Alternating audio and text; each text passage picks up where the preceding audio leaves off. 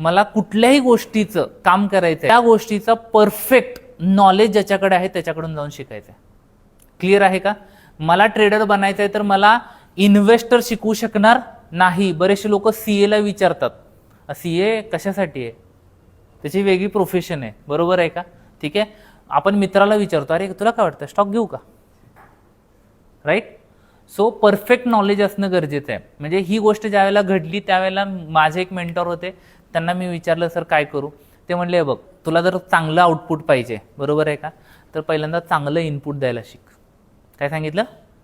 चांगलं आउटपुट पाहिजे, चांगला चहा पाहिजे तर आपल्याला काय केलं पाहिजे, चांगले इनपुट द्यायला पाहिजेत. Yes or no? ठीक आहे.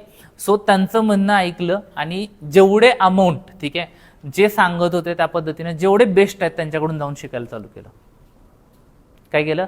बेस्ट आहेत त्यांच्याकडून जाऊन शिकायला चालू केलं. मला आज जरी बघायला गेलं, आता मी म्हटलं चला मला उद्या बिटकॉइन ट्रेड करायचा आहे, मी काय करणार, बिटकॉइन फुकटमध्ये मिळते म्हणून यूट्यूबवरती जाऊन शिकणार का बिटकॉइनमध्ये जो ऑलरेडी सक्सेसफुल आहे त्याच्याकडून जाऊन शिकणार? क्लिअर?